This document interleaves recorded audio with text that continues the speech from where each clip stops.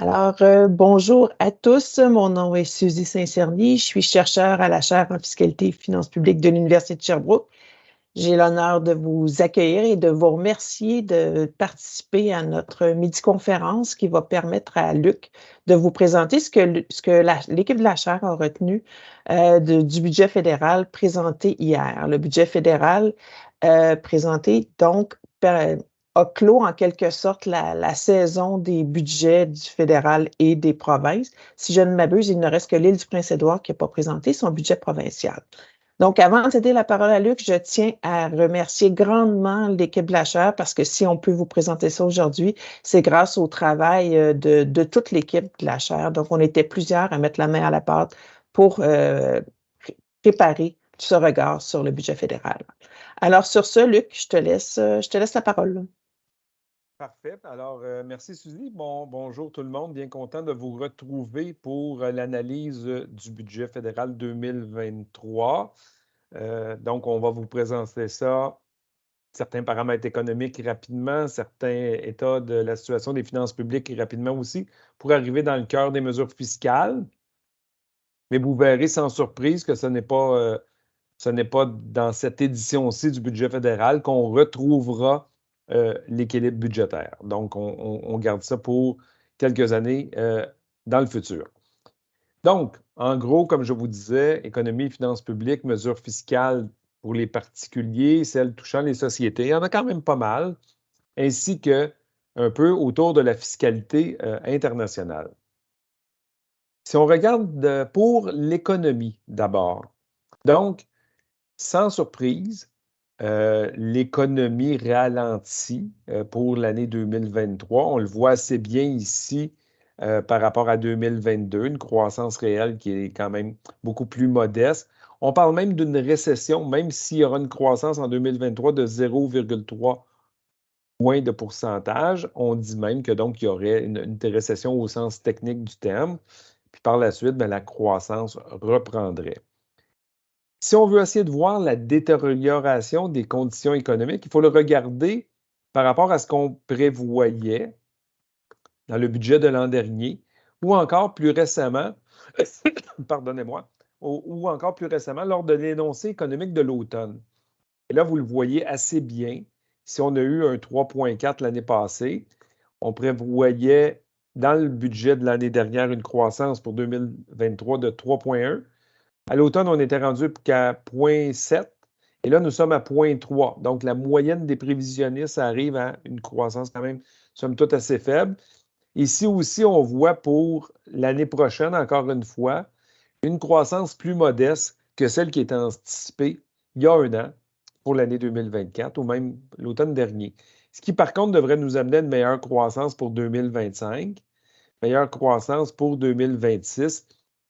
C'est une sorte de rattrapage là, de l'économie. Bon, une fois qu'on a dit ça, si on regarde, le gouvernement a présenté, comme le gouvernement du Québec l'avait fait la semaine dernière, un scénario qu'on appellerait pessimiste, c'est-à-dire que ce n'est pas ce que la moyenne des prévisionnistes prévoit qui se passerait, mais quelque chose donc avec une récession plus marquée, où on aurait une décroissance du PIB réel pour l'année 2023, une croissance plus modérée pour l'année 2024, mais il y aurait encore une fois une sorte de rattrapage où les années suivantes, la croissance associée au scénario pessimiste, comme ça aurait été plus marqué en 2023-24, on aurait une croissance plus forte en 25, 26 et légèrement 27. Donc, c'est l'incertitude qui prévaut actuellement, qui amène à présenter des scénarios plus pessimistes que la prévision dite de référence qu'on devrait suivre. Bon, si on laisse tomber la croissance économique et qu'on regarde davantage la cible d'inflation, vous voyez qu'on est encore pour 2023 clairement au-dessus de la cible, mais qu'on a pratiquement réduit de moitié l'IPC, qui était de près de 7 en 2022, sera de 3,5 en 2023. Et les années subséquentes, on peut dire qu'on sera à la cible de 2 d'inflation, donc une cible entre 1 et 3 qui converge vers le 2. Là, on est à 2,1 pour l'IPC canadien, faut le préciser. Donc, on aura encore 8 mois avant qu'on se retrouve en 2024 avec autour d'une cible de 2 %. Bon, habituellement, qui dit ralentissement, qui dit récession, dit chômage qui augmente fortement. Il faut dire qu'on est dans un contexte de marché du travail où il y a pénurie de main-d'œuvre, si bien qu'on se retrouve en février 2023 avec un taux de chômage extrêmement bas de 5 %, qui est près du record historique de 4,9 %. Et le gouvernement indique dans sa documentation que même si de 2022 comme ça jusqu'à 2023, on pourrait voir une hausse du taux de chômage. On s'enligne pour un 6,3 % à la fin de 2023. Donc, on est loin des sommets qu'on a vus lors des récessions précédentes en termes d'augmentation du taux de chômage. Donc, on parle davantage de petite hausse qui nous amènera à 6,3 donc pour la fin de l'année. Tout ça, c'est donc des indicateurs qui nous permettent de voir où se situe l'économie, mais où et les répercussions pardon, que ça peut avoir sur les finances publiques, donc le solde budgétaire. Pardon. Donc, les soldes budgétaires, ce qu'on peut voir, c'est qu'il y a une détérioration de ceux-ci par rapport à l'énoncé économique d'à peine quelques mois qui a été prononcé à l'automne dernier. Donc, pour l'année en cours, on passe de 36, pour l'année qui se termine là, dans 2 jours, on passe de 36 milliards de déficit à 43. Puis là, vous allez voir, les déficits sont tous plus marqués les uns par rapport à l'année, pour une année donnée par rapport à l'énoncé. Et même l'année 2027-28, où on prévoyait à l'automne dernier un surplus de 4,5 %, mais ce surplus n'est plus là. Il est maintenant un déficit de 14 milliards. Bon, il y a des trucs qui peuvent s'expliquer. Pour l'année ici, 2022-23, le versement ponctuel, qu'on parlera tantôt de crédit de TPS bonifié, il est imputable entièrement cette année. On a déjà 2,5 milliards d'explications. Mais vous constatez, et ça, c'est une mesure qui est ponctuelle. Si vous voyez que les autres bâtonnets se poursuivent pour les autres années, c'est parce qu'il y a aussi des mesures permanentes. Donc, plus d'horizon d'équilibre budgétaire au terme des 5 ans de prévision parce qu'on augmente l'offre de services publics sans trouver nécessairement de nouvelles sources de financement. Si on regarde les nouvelles initiatives du gouvernement fédéral puis qu'on les cumule sur le total brut des initiatives sur 5 ans est de 67 milliards. Ils sont additionnés ici. Pour être juste, il faudrait quand même souligner qu'il y a grosso modo 23-24 milliards de nouvelles initiatives aux revenus qui viennent réduire ce 67 milliards-là autour d'un coût net de 43 milliards. Donc, on peut le voir là, par certains resserrements au niveau de certaines dépenses, mais surtout au niveau d'aller chercher des nouvelles sources, un peu de financement, bien qu'on peut les voir poindre à gauche ou à droite dans le budget. Ce qui permet de dire que donc les revenus augmentent annuellement et ils augmentent plus vite que la croissance du PIB nominal. Donc, si la croissance moyenne du PIB nominal sur la période est 3,5 %, 3,4 %, bien, les revenus gouvernementaux en 2023 vont augmenter de 4,5 %. Puis là, je n'ai pas les chiffres pour chacune des autres années, là, mais il y a une croissance des revenus fédéraux à cet égard-là. On peut la regarder aussi dans les revenus fédéraux où on pourrait se dire, mais il y a un ralentissement de l'économie qui est plus prononcé que ce qu'il y avait dans l'énoncé économique et pourtant, la croissance des revenus fédéraux pour l'année en cours et l'année prochaine va être plus forte que ce qui est annoncé dans l'énoncé économique. Donc ça, il faut quand même le garder en tête. Ce n'est pas vrai pour 2026-27, mais pour 23-24, 24-25 et 26-27, on peut voir qu'il y a une croissance des revenus plus rapide que ce qui était prévu il y a quelques mois à peine, malgré que là, on annonce des croissances plus modestes de l'économie. Je n'ai pas nécessairement les explications pour toutes les données. On vous présente les données. Un autre élément qu'on peut voir, c'est le premier graphique ici qui concerne l'impôt sur le revenu des particuliers. En 2023-24, il y a une croissance de 3,3 de cette source d'impôt-là. Mais pour le reste de la période, on parle d'une croissance de 4,8 d'impôt sur le revenu. Du côté des taxes et droits d'accise, il y a quand même une forte croissance en 2023-24 par rapport à 2022-23. On parle de 11 mais par la suite, la croissance est plus modeste à 3 Alors que si on regarde du côté des sociétés, bien là, vous voyez, donc, il y a une décroissance initialement entre 23-24 par rapport à l'année précédente.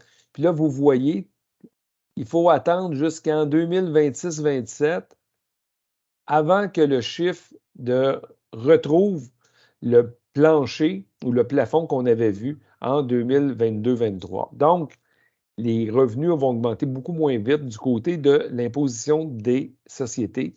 Et ça, je ne veux pas anticiper sur ce que nous allons discuter tout à l'heure, mais ça prend en compte des impôts minimum des grandes entreprises multinationales qui font partie là, des discussions avec l'OCDE pour aller mettre un impôt minimum sur ces grandes entreprises-là. Malgré tout, vous voyez que le rendement n'est pas en explosion de cette assiette. Si on regarde du côté des dépenses, ben, elles progressent. Les dépenses de programme, charges de programme, augmenteraient grosso modo de 3 en moyenne sur l'ensemble de la période. Si on regarde du côté du service de la dette, et là, on voit quand même une progression de 34 milliards à 50 milliards sur 5 ans. Mais si on avait mis l'année 21-22 ici, c'était 24 milliards. Donc, de 21-22 à 27-28, ce qu'on paye en intérêt sur notre dette, parce que notre dette est plus lourde post-pandémique en argent, parce qu'on fait des déficits qui continuent d'augmenter la dette, parce que les taux d'intérêt augmentent dans la foulée des taux directeurs de la Banque du Canada. Tout ça nous amène à un service de la dette qui coûtait moins de 25 milliards en 2021-22 à plus de 50 milliards en 27-28.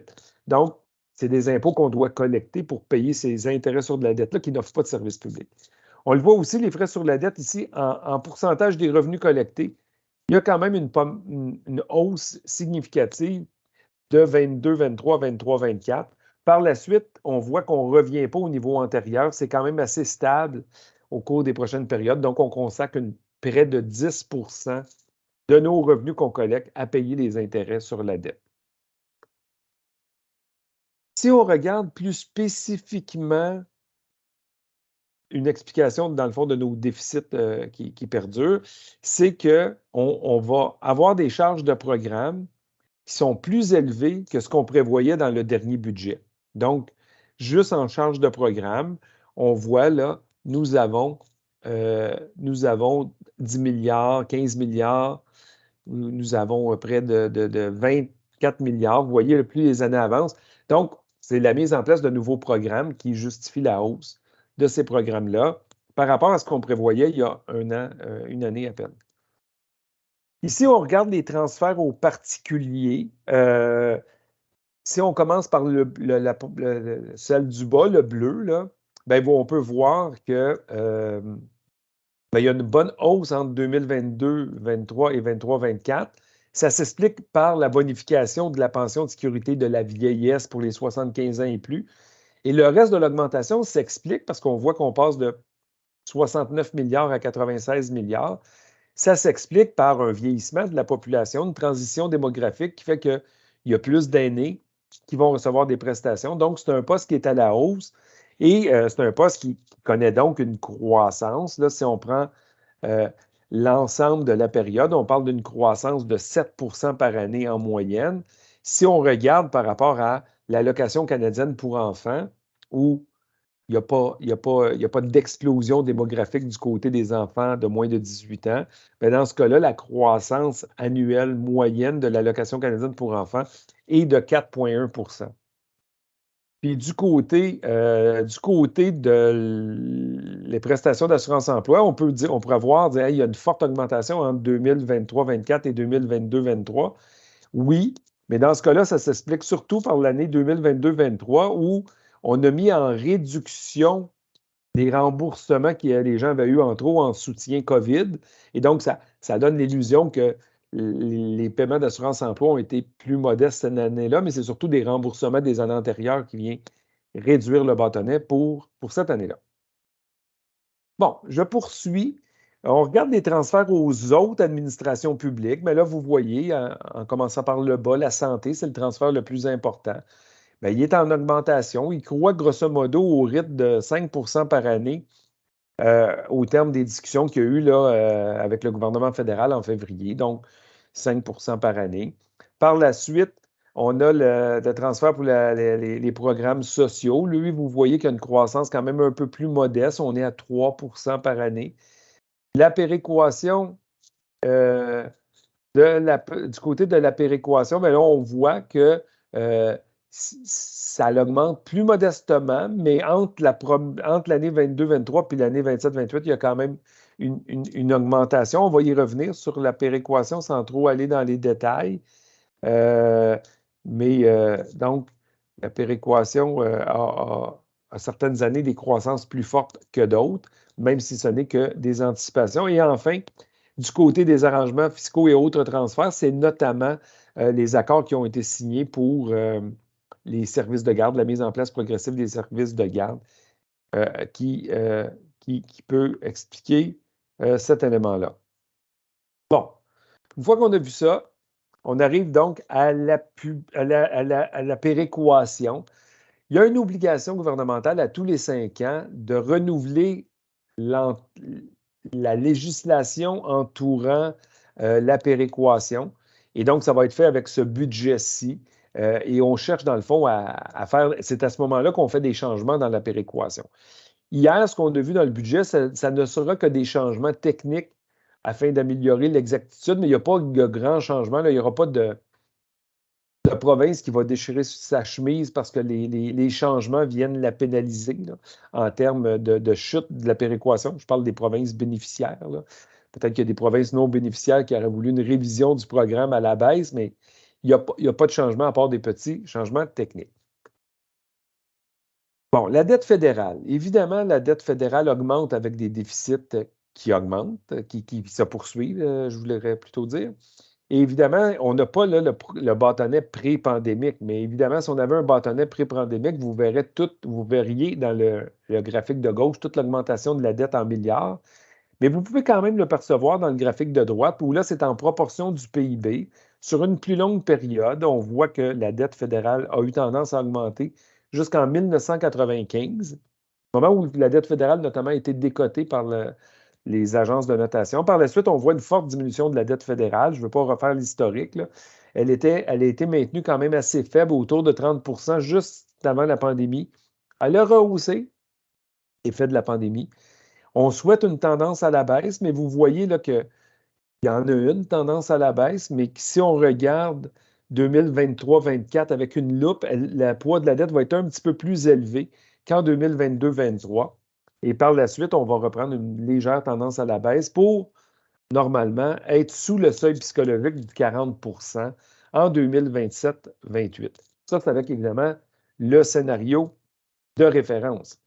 Si ce n'est pas le scénario de référence qui se produit, mais que c'est une prévision de la croissance économique plus faible, donc le scénario pessimiste qui aurait une récession plus marquée en 2023 et 2024, mais là, vous voyez qu'on serait sur la ligne plutôt rouge où on aurait une augmentation de la dette de 2022-23 jusqu'en 24-25. Par la suite, on reprend cette fameuse tendance à la baisse-là, mais on serait en fin de période toujours au-dessus du 40 Mais vous voyez, en l'absence de nouvelles initiatives qui feraient en sorte que les déficits sont plus élevés, il y a une tendance baissière du côté de la dette fédérale. C'est en soi une bonne nouvelle. Peut-être qu'on peut trouver que ça ne baisse pas assez vite pour se retrouver au niveau pré-pandémique, advenant des années plus difficiles dans le futur.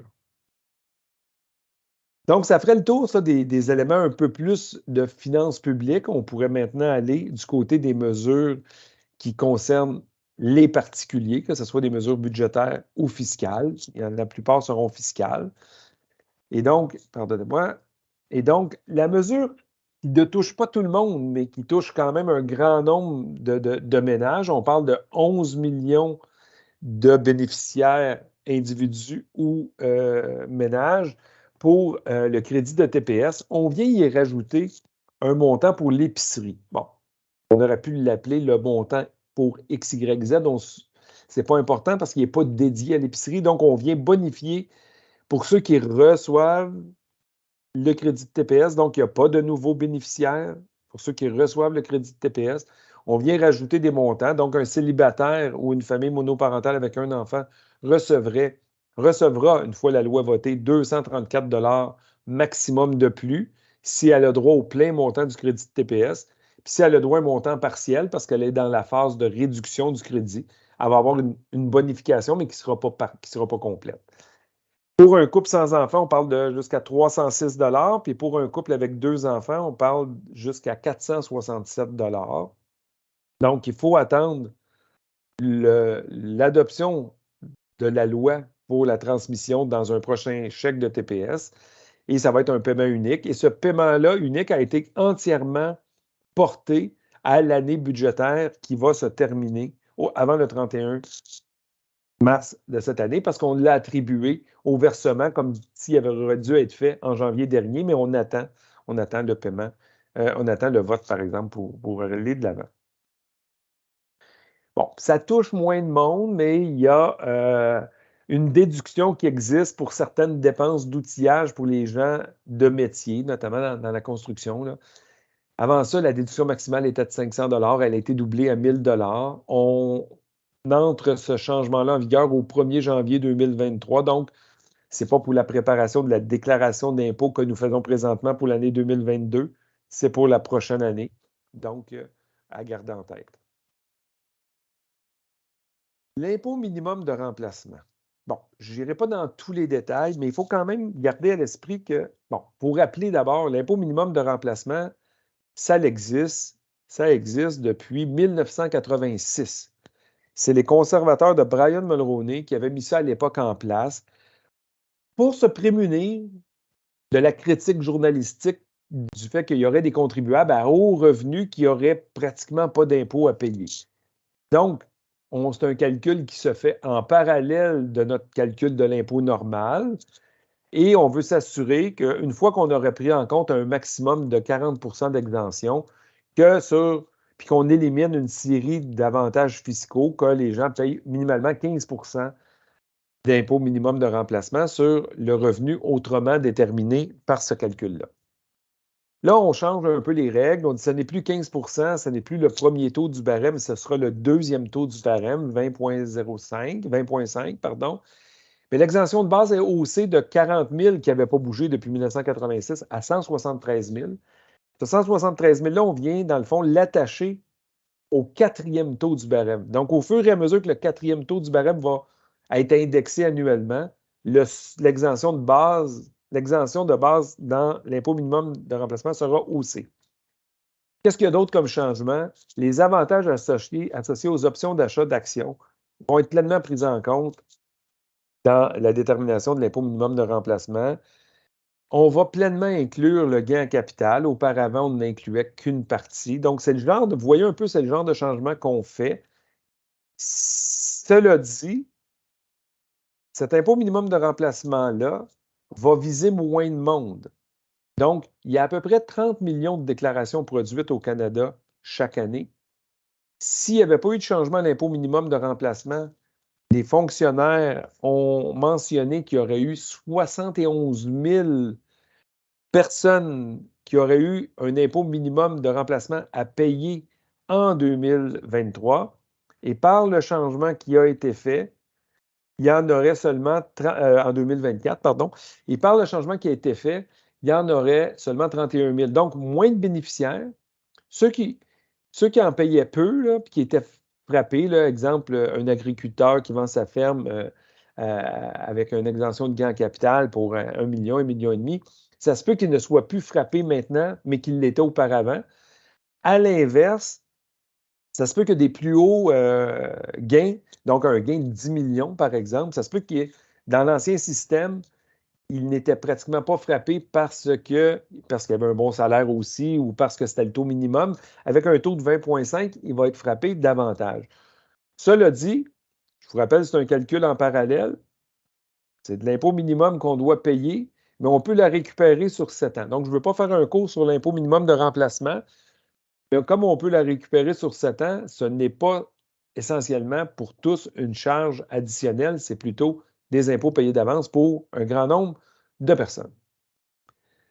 Donc, on poursuit. On s'en va dans des petits changements un peu plus techniques du côté de certains régimes enregistrés d'épargne. Commençons par le régime enregistré d'épargne études. Pour la première session d'une année d'éducation postsecondaire, le premier retrait est limité à 5 000 $ pour les étudiants à temps complet pour 13 semaines consécutives. Ça n'avait pas été revu, ce 5 000 $-là, depuis 25 ans. Donc là, ils disent, bon, on va le mettre à 8 000 $.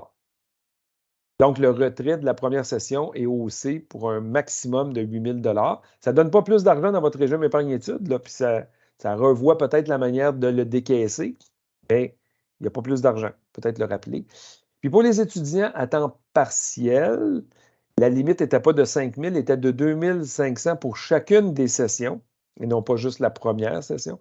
Et là, on vient de rehausser à 4 000 par session les retraits, les paiements d'aide aux études. Donc, c'est un élément. Pour les REE, avant aussi, il y avait... c'était difficile, une fois les parents divorcés ou séparés, de conclure un nouveau contrat de REE. C'était pas difficile, c'était pas autorisé. Maintenant, ça va l'être. Donc, c'est possible de modifier ou d'avoir un nouveau contrat de REE, même pour des parents divorcés ou séparés. Donc, ça, c'est des changements pour le REE. Maintenant, on arrive au régime enregistré d'épargne invalidité, le REEI. Il y avait une mesure temporaire.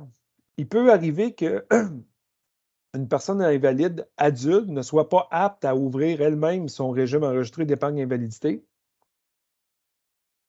Et il y avait une mesure temporaire où les parents pouvaient ouvrir le régime, mais la mesure temporaire devait prendre fin au 31 décembre 2023.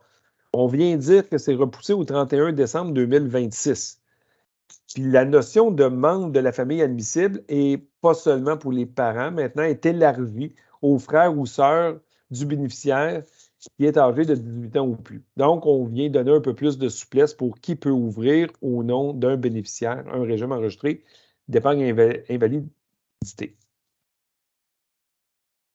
Il y a des changements également dans les transferts intergénérationnels d'entreprises.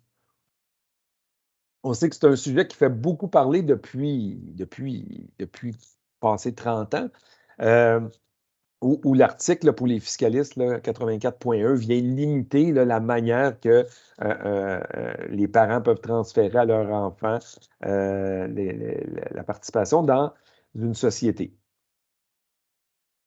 Il y a eu un projet de loi qui avait été voté par une initiative d'un député indépendant. Puis là, peut-être que le gouvernement trouvait que ça ouvrait trop. Du côté de Québec, il y avait eu des ouvertures, mais qui n'étaient pas harmonisées avec le fédéral. Et là, le fédéral arrive et dit, on a peut-être trouvé la voie de passage. Donc, il va offrir 2 possibilités pour les transferts intergénérationnels d'entreprise.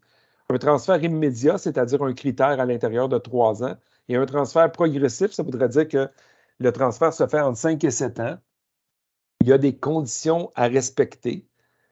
Il faut des transferts de contrôle de droit et de fait de l'entreprise. Il faut des transferts d'intérêt économique. Il faut des transferts de la gestion de l'entreprise. Il faut que l'enfant conserve le contrôle de l'entreprise, puis il faut qu'il y travaille, en gros.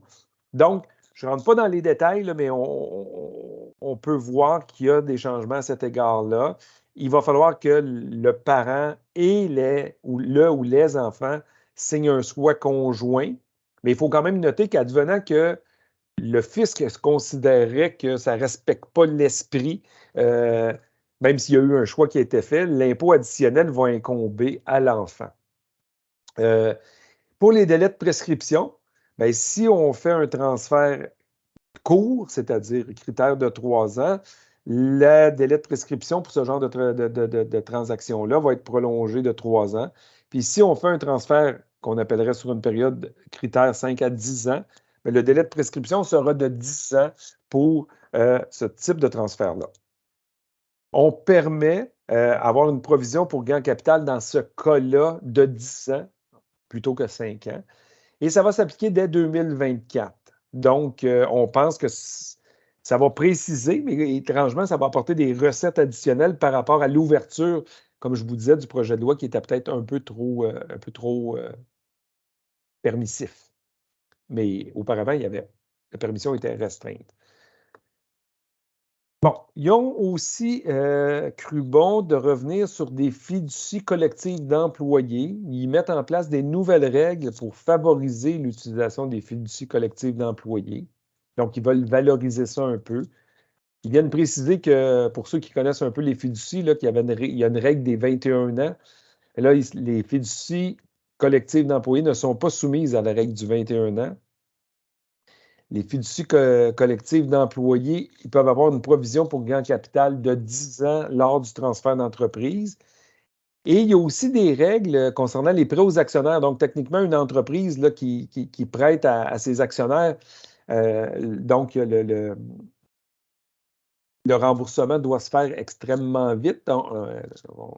Et là, on vient dire, lorsqu'une entreprise transfère de l'argent à ses actionnaires, dans le cadre d'une fiducie collective d'employés pour favoriser l'achat d'actions de cette entreprise-là, bien, le délai de remboursement pour le prêt sera haussé à 15 ans. Donc, c'est quand même un changement important dans ce cas-là. Peut-être que ça va favoriser le transfert d'entreprise à des employés via des fiducies collectives d'employés. Ça va débuter en 2024.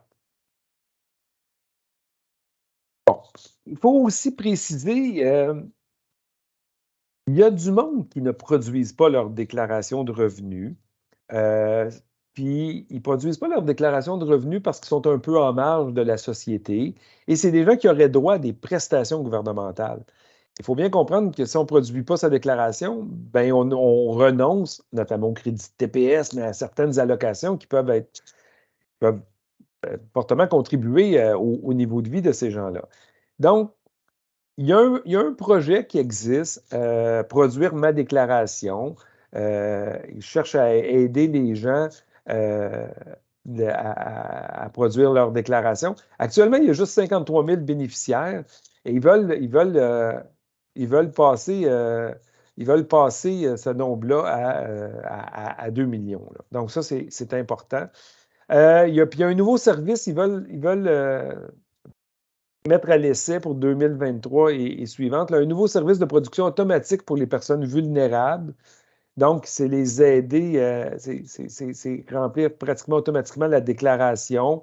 Et puis en 2024, ils veulent avoir un plan là, pour voir est-ce que ça respecte bien, après des consultations avec les intervenants ou des personnes vulnérables, est-ce qu'on pense qu'on va dans la bonne direction avec ça? Donc, c'est un peu l'idée. Bon, ce n'est pas fiscal, mais comme on couvre également les mesures budgétaires, on va aborder le régime canadien de soins dentaires. L'année dernière, le régime canadien de soins dentaires offrait une allocation uniquement pour les enfants de moins de 12 ans ou moins. Là, ça va s'offrir à l'ensemble des Canadiens dont le revenu familial est de moins de 90 000. Si le revenu familial est inférieur à 70 000, on annonce déjà qu'il n'y aura pas de quote-part. Ça veut dire que le service serait gratuit. Mais si indirectement, ce qu'on annonce, c'est que si le revenu familial est entre 70 et 90 000, vous allez être couvert par le régime canadien de soins dentaires, mais il y aura une quote-part. Sauf que, c'est de plus en plus fréquent, là. On ne parle pas de la quote-part pour le moment. On dit qu'il y aura une quote-part, mais on ne dit pas est-ce que c'est 10 20 est-ce que c'est un montant fixe? On n'a pas l'idée de cette quote-part-là pour l'heure actuelle. Et ça devrait être mis en place d'ici aussi, il n'y a pas une date précise, d'ici la fin de 2023.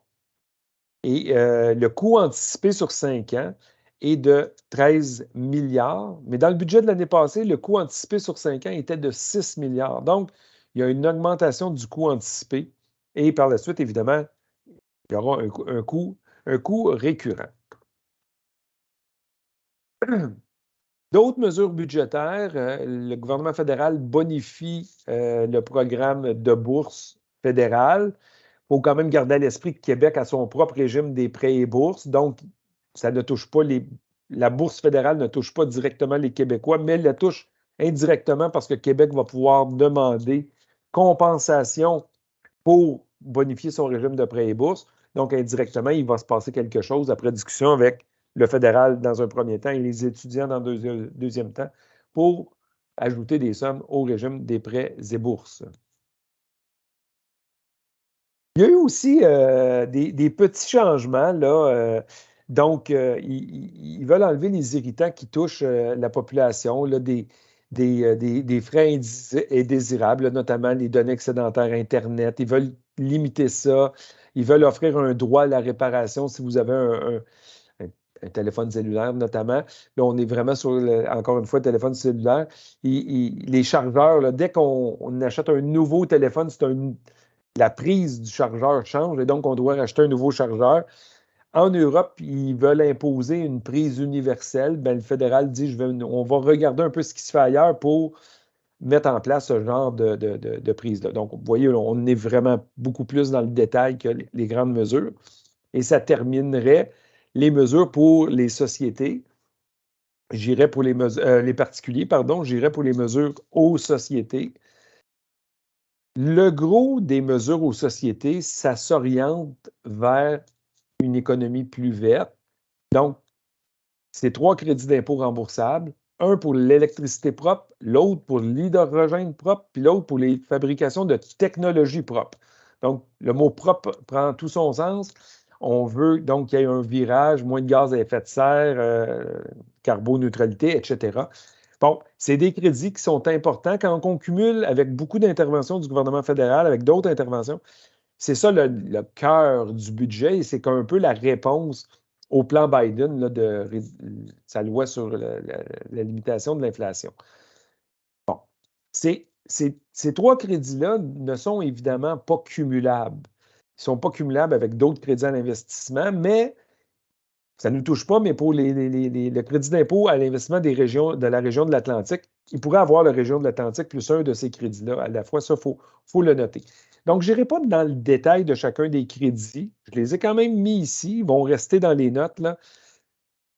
Le crédit d'impôt pour l'électricité propre, c'est quand même particulier. Ça dit que ce crédit-là va être disponible à partir du jour du budget 2024. Donc, on ne sait pas c'est quand, mais c'est le prochain budget en 2024. Quand il va être présenté, ça va commencer ce jour-là, ce crédit-là. Donc, c'est comme un peu un amorce ici. Là, on dit, hey, commencez à penser à des plans parce que ça va s'appliquer sur les dépenses qui vont avoir été faites après le budget d'hier. Mais il va être officialisé après le jour du budget 2024. C'est 15 des investissements admissibles. Et l'autre fait marquant, c'est que ça s'applique aux entités imposables et non imposables, parce que c'est un crédit d'impôt remboursable, mais ça inclut les sociétés d'État. Donc, je ne pense pas de mémoire avoir souvent vu des crédits d'impôt qui s'appliquent aux sociétés d'État. Ça veut dire qu'Hydro-Québec, si elle fait de l'électricité, un investissement dans le cadre de l'électricité propre pour X, Y, Z là-dedans, elle se qualifierait. Elle aurait droit à une part de ce montant-là. On parle quand même là, sur une longue période là, de 25 milliards pour ce crédit-là. Pour l'hydrogène propre, ben là, ça aussi, c'est un taux qui est variable en fonction de l'empreinte carbone, donc de l'intensité carbonique de l'hydrogène qui est produite. Et donc, encore une fois, un taux remboursable, taux variable pour des dépenses engagées à partir d'aujourd'hui ou à compter depuis hier, là, depuis le budget. Le crédit va durer, somme toute, 11 ans jusqu'en 2034. Et le taux va être comme ça jusqu'en 2033. Je crois qu'en 2034, le taux va être réduit de moitié. Donc, c'est un crédit sur 10 ans. Vous voyez encore une fois des sommes quand même significatives. Pour les technologies propres, Mais pour les technologies propres, on parle d'un taux de 30 encore une fois, remboursable. Et là, on vise le nouveau matériel de fabrication de technologies propres, mais ça comprend aussi l'extraction de minéraux critiques pour la création de technologies propres. Donc ça, il faut le garder en tête. Encore une fois, ça va commencer pour les investissements à partir du 1er, cette fois-là, à partir du 1er janvier 2024. Encore une fois, un crédit significatif. À l'égard de ces crédits-là, le gouvernement fédéral, ce n'est pas encore 100% clair, mais il est venu mettre une espèce d'exigence en matière de main-d'œuvre. Il faut que la rémunération des gens qui bénéficient de ces crédits-là, qui est rattachée à l'exercice de ces crédits-là, il faut qu'il y ait un salaire supérieur ou équivalent à un salaire pertinent qui va se faire par des comparaisons de rémunération syndicale. Puis si on est inférieur au salaire pertinent, les taux des crédits seraient grosso modo diminués. Donc, pour l'électricité propre, on passerait de 15 à 5 L'hydrogène, on enlèverait 10 points au taux du crédit. Vous voyez un peu le genre d'élément. Puis il y a un autre élément là-dedans, on veut aussi que, pour avoir droit à ces crédits-là, qu'il y ait 10 des heures travaillées qui soient par des apprentis. Donc, on met ces exigences-là dans l'exécution de ces crédits-là. Donc, une complexité quand même accrue, mais c'est ça. Il y a beaucoup d'autres mesures pour l'environnement, que ce soit des mesures fiscales ou budgétaires. Donc, on veut soutenir les projets d'électricité propre. En plus du crédit, on veut appuyer des initiatives régionales. On appelle ça la boucle de l'Atlantique. Mais on aimerait que l'électricité propre du Québec s'en aille au Nouveau-Brunswick et en Nouvelle-Écosse pour qu'ils arrêtent d'utiliser notamment une production d'électricité moins propre. Donc, il y a de l'argent là-dedans. Il y a, vous le voyez, on bonifie le crédit d'impôt qui était pour le captage, utilisation, stockage du carbone, donc puis ainsi de suite. Donc, ça va être dans la présentation. Je ne pense pas que j'ai besoin d'aller dans le détail pour ça. Ça aussi, c'est quand même assez technique, là, à moins que vous soyez fiscaliste pour une institution financière, là, mais les institutions financières qui reçoivent des dividendes sur des actions canadiennes publiques, ça ne sera plus après 2023, ça sera plus, on ne bénéficiera plus du crédit d'impôt pour dividendes. Donc, on va traiter ça comme des revenus d'entreprise et donc, ça va entraîner des recettes additionnelles pour le gouvernement, notamment. Puis, il y avait une mesure qui a été annoncée l'automne dernier dans l'énoncé économique. On parlait d'un impôt sur le rachat de capitaux propres. Et là, on est venu un peu en préciser les balises. Ça va être un impôt de 2 sur la valeur nette annuelle de tous les types de rachats par des sociétés publiques canadiennes. Donc, si à même vos profits, vous rachetez des actions, donc ça va être 2 de la valeur nette des rachats. On parle de société publique, mais ça comprend aussi les fiducies de placement immobilier, etc. Si les rachats valent moins qu'1 million par année, vous allez être exempté. Donc, il y a un seuil de 1 million avant que l'impôt s'applique. Et si, évidemment, c'est des actions qui offrent des dividendes fixes avec un droit de rachat qui est déjà prévu, il n'y aura pas de taxes sur le rachat de capitaux propres dans ce cas-là. Idem, il n'y aurait pas de taxes sur le rachat de capitaux propres dans le cadre d'un rachat qui découlerait d'une fusion ou d'une acquisition. Ça va s'appliquer à partir du 1er avril prochain. Bon, on avance tranquillement. On a, encore une fois, on a une clientèle assez large là, qui suivent nos midi-conférences, donc de monsieur, madame, tout le monde jusqu'aux fiscalistes. Donc, je ne veux pas déplaire à personne. Je vais essayer de faire ça vite. Juste ici, pour ceux qui connaissent la règle générale anti-évitement, on vient préciser dans son préambule certains changements pour faire en sorte qu'il y ait une meilleure compréhension et qu'elle s'applique plus largement. On vient définir qu'est-ce qu'une opération d'évitement. On vient définir la notion de substance économique et dans l'interprétation d'un abus. Et on vient préciser des pénalités lorsque la règle générale anti-évitement s'appliquerait. Cela dit, il y a des consultations législatives sur ces changements-là jusqu'au 31 mai. Donc, il y a des groupes qui vont se faire entendre et par la suite, on va voir ce qui va véritablement être voté. Je retourne aux mesures, je retourne, mais je vais vers les mesures qui touchent peut-être la fiscalité internationale. Il y a des discussions depuis quelques années de réforme de la fiscalité internationale auprès de l'OCDE. On parle souvent de pilier 1 et de pilier 2 de ces réformes-là. On vise, il y a un report de l'entrée en vigueur au 31 décembre 2023. Cela dit, c'est proche. Puis que le gouvernement fédéral annonce son intention de partager une partie des recettes avec les provinces. Donc, s'il découle de la réforme de la fiscalité internationale un gain de recettes, le gouvernement fédéral ne se l'appropriera pas entièrement pour lui.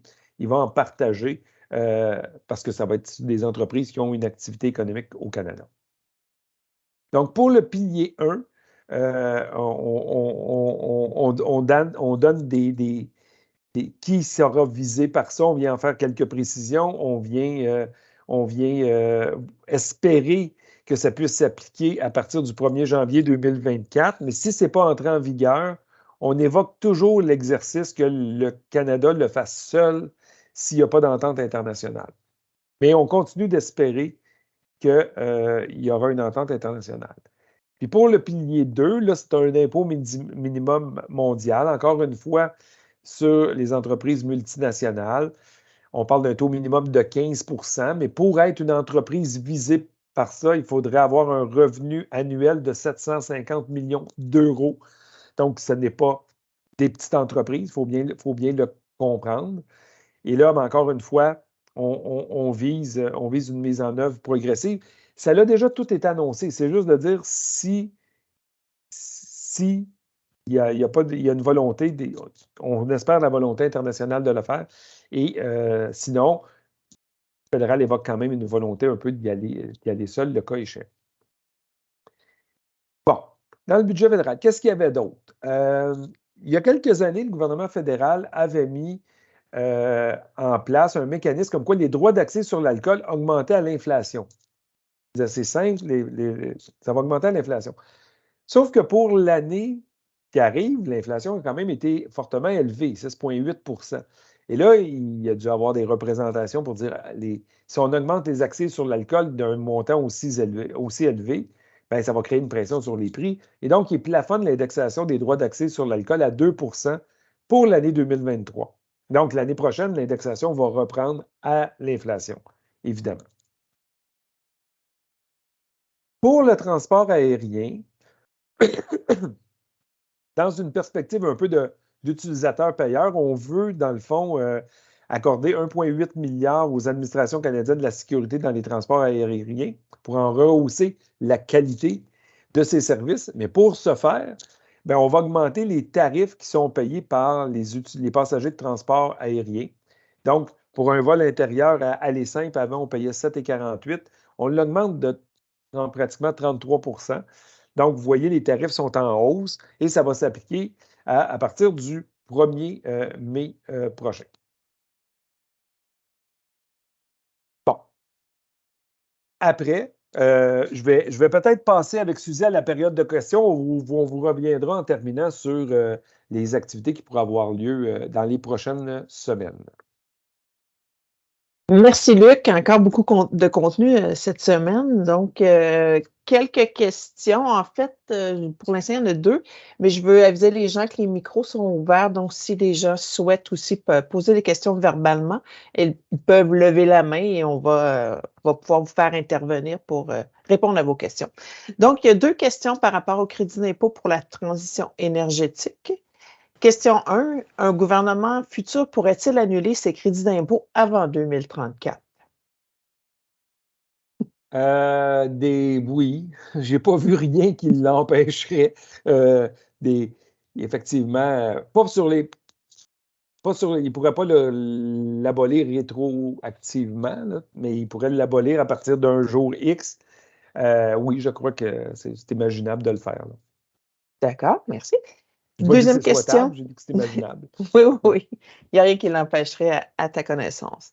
Les sociétés devront-elles réclamer ces crédits d'impôt progressivement tout au long de la vie des actifs, la durée de vie des actifs, ou pourront-elles réclamer ces crédits d'un seul coup au moment de l'investissement et de la mise en service? Est-ce que tu connais ce Ma détail? compréhension, c'est au moment de l'investissement, là. C'est pas selon la durée. Donc, à l'investissement, on a droit, dans un cadre d'un crédit, si c'est 30 ou 15 ou entre 15, 25 ou 40, on aura le droit à son plein montant au moment où c'est mis en service. C'est ma compréhension. Et c'est initial. Oui, au moment initial. Merci. Quelqu'un qui pose une question qui nous ramène un peu au budget du Québec, mais qui se questionne s'il y a eu une bonification pour la sécurité de la vieillesse jusqu'à 72 ans, comme pour le RRQ. Il n'y a rien eu à Il n'y a cet rien eu à cet égard. égard-là. Il n'y a pas eu de changement sur la possibilité de reporter sa pension de sécurité de la vieillesse jusqu'à 72 ans. Il n'y a pas eu de changement quant à l'obligation de convertir son REER en fer après 71 ans. Il n'y aura pas eu de changement là-dessus. C'est bon, merci. Quelqu'un demande qu'est-ce que la mesure des particuliers qui concerne les réparations des électroménagers? Que pensez-vous de cette mesure par rapport à une mesure qui concernerait les frais de technologie, fil de cellulaire ou autre? Votre opinion? Il me semble qu'on est rendu loin dans la réflexion des mesures aux particuliers. Tout à fait. Donc, je n'ai pas d'opinion parce qu'on est effectivement rendu loin, mais on comprend que c'est des bonnes intentions, donc on veut obliger certains opérateurs à dire il faut que les trucs soient réparables, puis après ça, arrêter de mettre des frais, des dépenses additionnelles parce que les adaptateurs ou les prises sont toujours changées. Mais on s'entend qu'on est quand même loin d'une mesure. Ça s'appelle des mesures contre les frais indésirables, mais on s'attaque à ceux qui créent des frais indésirables. On n'est pas dans des politiques fiscales structurantes, là, c'est ça. C'est ça. Une notion environnementale, une notion de coût aussi, là, mais c'est vrai qu'on est dans le détail. Bon, là, j'avoue qu'il y a quelqu'un, Monsieur Racine, vous écrivez règles concernant la fiducie collective des employés. Donc là, votre question n'est pas très précise. Je ne sais pas si vous souhaitez lever la main. Là, je ne sais pas si on demande des questions sur une règle précise. Il y a sûrement des règles. Mais là, c'est pas, j'avoue que. Il y a des règles. Je ne peux pas vous en dire plus, mais oui, c'est sûr qu'il y a des règles. Là, je n'ose pas m'avancer. Je n'ai plus le PowerPoint sous les yeux, là, puis je n'ai pas de notes à portée de main sur ça. Mais vous pouvez retourner au PowerPoint pour voir le plus de détails qu'on a, sinon référer directement au budget. Mais oui, il y a des règles. J'ose pas dire le mot contrôle, là, mais je soupçonne que. Bien, certainement. Sûrement. Mais c'est souhaitable de toute façon. C'est ça, oui. Il y a quelqu'un qui dit là, je pense que c'est quand tu parlais des mesures d'investissement, donc il n'y a plus d'avantage pour un actionnaire, Action canadienne, de se verser des dividendes au lieu d'un salaire. Donc, je ne sais pas si toi, tu vois à quoi ça réfère. C'est pas évident. Moi, j'ai dit pour des institutions financières, pour on va dire, là, les grandes banques, si elles détiennent des actions de compagnies cotées à la bourse, quand elles vont recevoir des dividendes, il n'y aura plus droit au crédit pour dividendes. Je parle pour les institutions financières qu'elles reçoivent. Dans le fond, pour une deuxième année consécutive, on vise les banques indirectement pour aller chercher des recettes additionnelles. On l'avait fait par un impôt spécial l'année passée de deux manières, mais là, on vient de récidiver un peu d'une manière diverse, là. Mais ça ne touche pas monsieur, madame, tout le monde qui a une PME qui se pose l'éternelle question de dividende ou salaire. Merci. Et pour l'instant, il n'y a plus de questions. Ah, quelqu'un qui vient de rajouter une question. Donc, avec toutes ces nouvelles mesures qui ont une incidence fiscale, trouvez-vous que la loi sur les impôts se complique encore pour le citoyen dit ordinaire? Au fur et à mesure, au fil des années, quand on rajoute des mesures fiscales puis qu'on n'en enlève jamais, qu'il y a une superposition de mesures fiscales qui amène la loi à s'épaissir d'une année à l'autre, Ben oui, c'est plus complexe. Pour le citoyen, monsieur, madame, tout le monde, il faut aussi garder à l'esprit que c'est pas tout le monde qui a une maîtrise fine de toutes ces mesures-là. Nous, on questionne quelquefois au rythme aux 3, 4, 5 ans, la littératie fiscale des citoyens. Puis on s'aperçoit que pour les mesures fiscales vraiment bien connues, les gens les connaissent puis comprennent un peu quel est l'effet, mais quand on rentre dans des mesures fiscales beaucoup moins utilisées, les gens n'en comprennent pas nécessairement la mécanique et l'effet que ça a sur leur situation.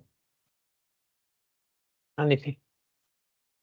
Quelqu'un qui parle, là, dans le cas du régime enregistré d'épargne études, paiement d'aide aux études, augmentation des limites, donc ces modifications entreraient en vigueur le jour du budget. Question, peut-on déduire que l'on peut dès aujourd'hui accepter toute demande de montant augmenté? Là, j'aurais juste le goût d'aller fouiller puis de trouver la page de mon budget. Ma mémoire de la lecture d'hier, c'est oui. Si quelqu'un, à la session d'hiver 2023, était à sa première session de 13 semaines pour un étudiant à temps plein, puis qui avait voulu faire un retrait, puis vous lui aviez limité à 5 000 ce retrait-là, s'il a reçu 5 000, il peut aujourd'hui demander à recevoir un 3 000 additionnel pour sa première session. Je suis pas mal, il faudrait le vérifier, là, mais je suis pas mal sûr d'avoir vu ça à l'intérieur du budget. En général, quand c'est dit à la date du budget, c'est ce que ça veut quand même dire. C'est ça. Concernant le transfert intergénérationnel, est-ce qu'on sait si le Québec, le fédéral Québec vont s'harmoniser? Est-ce que les nouvelles règles sont des propositions ou ce sont des législations qui vont être adoptées? On ne sait pas encore si le Québec va s'harmoniser. En tout cas, moi, je n'ai pas vu passer, là, parce que ce matin, ça m'étonnerait d'avoir qu'il y ait eu un communiqué du gouvernement du Québec. Mais s'il y en a eu un, je ne l'ai pas vu passer sur l'harmonisation aux nouvelles mesures fédérales. Ça va être à suivre. Ça pourrait être souhaitable. Québec avait déjà mis une possibilité sous restriction d'utiliser ça. Mais comme c'était pas harmonisé ou ça s'appliquait juste à Québec, pas à Ottawa, les gens l'utilisaient peu. Là, maintenant, on a une opportunité d'avoir des règles communes. Je pense que ça respecte un peu l'esprit de l'ouverture qu'avait faite Québec.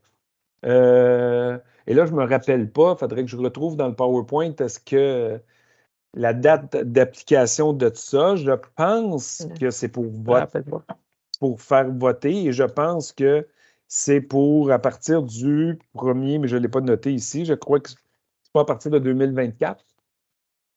Faudrait que je remette de toute façon la présentation pour bientôt vous revenir sur les éléments suivants. Oui, en effet. De toute façon, on approche de la fin. Ah, quelqu'un a noté 1er janvier 2024. C'était mon souvenir. OK. Je vais juste pouvoir y en parler, puis si j'en ai besoin, Excusez. je l'utilise. Mais je dis que les Théâtres allaient à son bureau, puis on va rester là pendant 2 semaines. Bon. Est-ce que c'est... Oui, je l'ai arrêté. C'est bon, c'était pas clair que c'était une question, tout à fait. Donc, il y a quelqu'un qui pose une dernière question, peut-être, Luc, avant que tu fasses le mot de la fin, puis le mot de la fin qui pourrait être aussi sur ce que tu retiens de ce budget-là, peut-être. Justement, il a dit, y a-t-il des mesures dans ce budget qui risquent d'améliorer le solde budgétaire des provinces qui viennent de déposer leur budget? Ah, la question est bonne. La question est bonne. Dommage que je n'y ai pas plus. Là, j'ai du mal à remettre la fameuse. Des fois, quand on l'arrête, il nous offre l'opportunité de ramener à la fin. À la fin où nous étions, puis là, il ne l'offre pas. Donc, je crois qu'on va arrêter ça à la place. C'est bon. Oui. La question, oui, est-ce qu'il y a des mesures qui pourraient aider un peu? Peut-être pas de manière très significative, mais l'impôt minimum pour les grandes entreprises, on a parlé de partage de recettes avec les provinces. Donc, peut-être que les provinces disaient, c'est sûr qu'il y aura un partage, mais là, c'est écrit noir sur blanc. l'impôt minimum de remplacement, bien que ça soit récupérable, bien que ça s'applique à un nombre plus restreint de contribuables, le gouvernement fédéral prévoit avoir des sommes positives de ça. Donc, si Québec décide de s'harmoniser, ça devrait donner des sommes positives aussi du côté de Québec. Peut-être que ce n'est pas significatif, mais il y a ça. Idem pour le traitement des dividendes, là, j'avais parlé pour les institutions financières, ça génère des recettes positives, donc ça en générerait aussi si les provinces, Québec dans ce cas-là, s'harmonisent. Sinon, pour le moment, c'est ce qui me vient en tête, mais il n'y a pas eu non plus, à l'inverse, de mesures fiscales qui viendraient travailler négativement sur les recettes fiscales des provinces. Là. Comme par exemple, l'année passée, il y avait le compte d'épargne libre d'impôt pour la première propriété. Bien, les provinces autres que le Québec avaient l'obligation de s'harmoniser parce qu'ils ont. C'est le fédéral qui prélève les impôts pour eux. Nous, on n'avait pas l'obligation, mais ça aurait été un peu bizarre qu'un citoyen québécois ait un CELIAP et que la notion n'existe pas du côté québécois. Donc, ça entraîne un manque à gagner dans ce cas-là. Il n'y a pas ce genre d'initiative-là dans les mesures annoncées aujourd'hui qui auraient des effets négatifs sur les recettes gouvernementales des provinces. Ben, merci, Luc. Je pense que tu es vraiment rendu au mot de la fin. Donc, je te laisse aller. Parfait. Remercier. Donc, ce qu'on voulait, ben, merci d'abord d'avoir été si nombreux avec nous aujourd'hui encore. Donc, c'est un plaisir. Je voulais juste vous convier pour le vendredi 7 avril prochain. Cercle Finance Québec et l'Association des économistes reçoivent le ministre des Finances du Québec et m'ont demandé de faire l'animation de ça. Donc, il y aura un échange avec le ministre des Finances du Québec sur le budget du Québec. C'est possible de se connecter en ligne. Donc, dans la présentation d'aujourd'hui, les coordonnées sont indiquées. Puis, on voulait juste aussi vous dire de garder à l'affût. En juin prochain, on aura une autre activité, là, une journée de réflexion pour souligner notamment le 20e anniversaire de la chaire et le 50e anniversaire de la maîtrise en fiscalité. Donc, mais des invitations vous seront envoyées pour ceux qui sont membres de notre liste de diffusion. Donc, j'espère que les changements budgétaires vous ont intéressé et je vous dis donc à la prochaine fois. Au revoir. Merci, Luc.